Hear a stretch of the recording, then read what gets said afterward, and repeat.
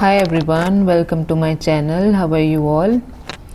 So after the Hierophant, moving on to the Lover's card, which is the most loving card of the tarot deck. It is the 7th major arcana card of the tarot deck. Although the number is 6, but it is the 7th card. So we are going to study the Lover's card, upright also and reverse also. So let's start the video. तो चलिए हम इस card को देखते हैं। बहुत ही loving card लग रहा है, अनकंडीशनल लव इसके बारे में हम कह सकते हैं। सबसे पहले जब हम इस कार्ड को देखते हैं तो हमारे अंदर एक ही आवाज़ आती है, अनकंडीशनल लव वाली। ठीक है, क्योंकि इसमें क्या है कि सबसे ज़्यादा क्या दिख रहा है, एक तो ये दोनों एक दूसरे से बहुत प्यार कर रहे हैं, और दूसरा ये एंजल ब्लेसिंग्स, कितनी बड़ी एंजल है और कितनी बड़ी ब्लेसिंग्स ये दे रही हैं एडम और ईव को।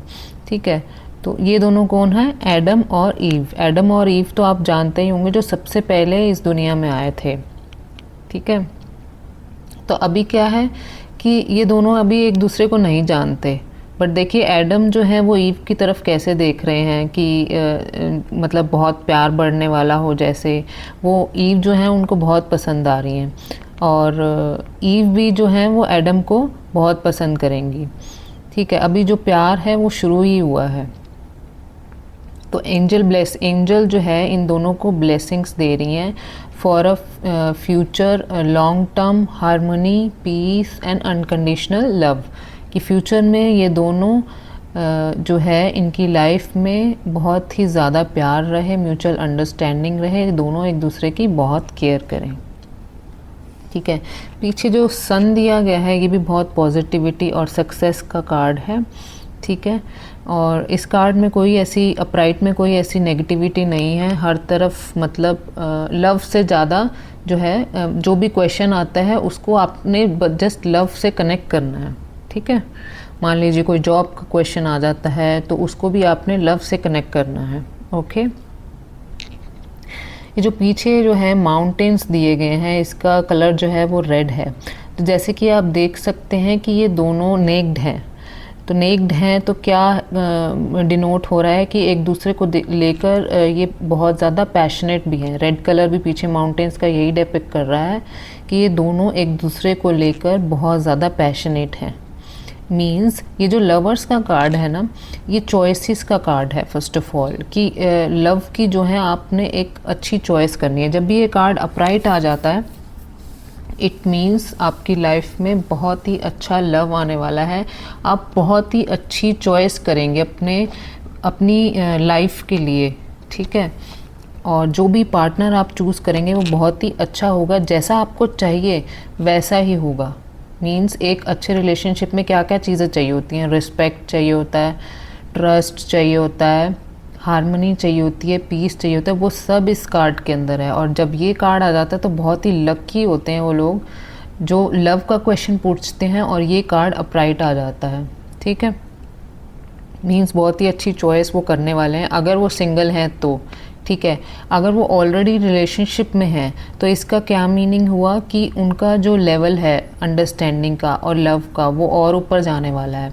सपोज़ कोई क्वेश्चन पूछता है और उसकी लाइफ में लव एंड रिलेशनशिप में कोई प्रॉब्लम्स चल रही हैं और ये कार्ड आ जाता है, तो आपको यही सजेशन देना है कि फ़िलहाल चाहे टेम्परेरी प्रॉब्लम्स चल रही हैं लाइफ में, अब ये तो है नहीं कि परमानेंटली लाइफ जो है वो स्मूथ चलती है। हर किसी की प्रॉब्लम्स हर किसी की लाइफ में आती हैं। लव एंड रिलेशनशिप में छोटे मोटे लड़ाई झगड़े होते हैं और उनसे भी प्यार बढ़ता है। तो जो भी लड़ाई उनके बीच हुई होती है या जो भी मिसअंडरस्टैंडिंग करंटली चल रही होती है, और अगर ये कार्ड आ जाता है, पॉपअप हो जाता है, तो आपको यही सजेशन देना है कि वो पर्सन आपसे परमानेंटली प्यार करता है। ये छोटी मोटी जो है लड़ाइयाँ वो चलती रहेंगी और ये टेम्परेरी हैं, ये सॉल्व आउट हो जाएंगी, लेकिन वो आपसे एक्चुअल में इंटरनली प्यार करता है, वो सिर्फ दिखावा नहीं कर रहा है। तो ये क्या है? इंटरनल लव का कार्ड है। कई लोग होते हैं ना, सिर्फ दिखावा करते हैं प्यार का, अंदर से प्यार नहीं करते। ये वो वाला नहीं है। अगर ये प्राइट आ जाता है तो पर्सन आपसे इंटरनली बहुत प्यार करता है। ओके, तो चलिए अब हम करियर की तरफ, अगर कोई करियर का क्वेश्चन आ जाता है और ये लव का कार्ड आ जाता है तो इट मीन्स क्या होता है? सपोज़ अभी क्वेश्चन पे डिपेंड करता है। ठीक है। अगर कोई अपने बॉस के बारे में पूछ रहा है तो इसका मीनिंग ये भी जाता है कि आपके बॉस को मतलब आपसे फ़िज़िकल अट्रैक्शन हो सकती है, या फिर वो आपको इस तरीके से देखता है कि, या फिर आप उसको आपसे प्यार होने लगा है, ऐसी भी कंडीशंस आती हैं। तो आप उन्हें जो आपके क्लाइंट होंगे उनको सजेस्ट कर सकते हैं कि आपको अवेयर रहना है इस चीज़ का कि उनको आपको लेके ये सब फीलिंग्स आ रही हैं। ओके। या फिर कोई पर्टिकुलर कलीग के बारे में पूछता है और ये कार्ड आ जाता है, तब भी यही बात होती है कि कुछ ना कुछ लव का कनेक्शन है बीच बीच में। ठीक है, काम से रिलेटेड भी है लेकिन लव का कनेक्शन है बीच में। ओके। लेकिन अब ओवरऑल अगर पूछते हैं कि कैसा एनवायरनमेंट है, जॉब का कैसा एनवायरनमेंट रहेगा, तो ये मीनिंग होता है कि बहुत ही हार्मनी रहेगी, पीस रहेगा, बहुत ही शांति से रहेंगे, सब लोग एक दूसरे को सपोर्ट करते हुए चलेंगे, बहुत ही अच्छी पार्टनरशिप चलेगी, कोलैबोरेशन चलेगी। तो एनवायरनमेंट से रिलेटेड अगर क्वेश्चन आ जाता है तो बहुत ही पॉजिटिव का कहता है, बहुत ही अच्छा एनवायरनमेंट रहेगा, फ्रेंडशिप वाला एनवायरनमेंट रहेगा, कोई प्रॉब्लम नहीं आएगी उसमें। ठीक है। और अगर बिज़नेस से रिलेटेड ये कार्ड आ जाता है तो आपको सबसे पहले तो पार्टनरशिप की सजेशन देनी चाहिए। ठीक है, पार्टनरशिप में अगर वो काम करेंगे तो बहुत ही अच्छी ग्रोथ होगी, और कोलैबोरेशन में करेंगे तो भी बहुत अच्छा जाएगा। ठीक है, कोलैबोरेशन हो सकती है, मर्जर हो सकता है, मान लीजिए कि 2 कंपनीज़ का मर्जर हो रहा है तो वो भी बहुत ही अच्छा जाएगा। एक बार मैंने ऐसे ही क्वेश्चन पूछ लिया था, I was purchasing a bank share. ठीक है, तो ये कार्ड आ गया तो आई वॉज कन्फ्यूज्ड कि ये बैंक शेयर में लवर्स का कार्ड क्यों आ गया। तो I got to know after 2 months वो जो शेयर है वो किसी और बैंक में मर्ज कर गया। मीन्स यही मतलब आपको क्वेश्चन के आंसर्स ऐसे ही मिलेंगे। तो वो मर्ज करने के बाद जो है वो शेयर का प्राइस इतना ऊपर गया कि उसने बहुत ही ज़्यादा मतलब मुझे प्रॉफिट दिया। तो ऐसे ही आपको क्वेश्चन के आंसर्स जो हैं मिलते हैं। ठीक है, अब बस आपको रिलेट करना होता है कि कैसे हम साइड कार्ड्स को रिलेट करें या कैसे वो करें। मतलब कई बार ऐसा होता है ना कि लवर्स का कार्ड आ जाता है, मान लीजिए मैंने बैंक का शेयर का क्वेश्चन पूछा तो उसमें लवर्स का क्या मतलब है। तो यही होता है कि आपको बस रिलेट करना आना चाहिए। ठीक है, और कोई प्रॉपर्टी ले रहे हैं तो उनको ये सजेशन दीजिए कि आप जॉइंट प्रॉपर्टी लेंगे तो बहुत फ़ायदा करेगी आपको, आप ये सजेशन उनको दे सकते हैं। ठीक है, और वैसे ओवरऑल करियर वाइज अगर पूछें तो काफ़ी सक्सेसफुल कार्ड है, बहुत ही अच्छा जाएगा लॉन्ग टर्म, क्योंकि ये लॉन्ग टर्म आपको ये चीज़ का ध्यान रखना है। इन रिलेशनशिप ऑल्सो अगर कोई पूछता है कि ये लड़की कैसी है या वो लड़का कैसा है, तो आपको यही सजेशन देनी है कि ये जो पर्सन के बारे में आप पूछ रहे हो ये आपको मतलब परमानेंटली लव के बारे में सोचना है, इससे टाइम पास वाला लव नहीं करना है, ये उस चीज़ के लिए नहीं है। क्योंकि ये एक मेजर अरकाना का कार्ड है तो ये लॉन्ग टर्म रिलेशनशिप के बारे में बताता है, not for time pass. Okay, तो मैं क्या बता रही थी कि करियर वाइज आपको वही कोलैबोरेशन का बता रही थी ना मैं।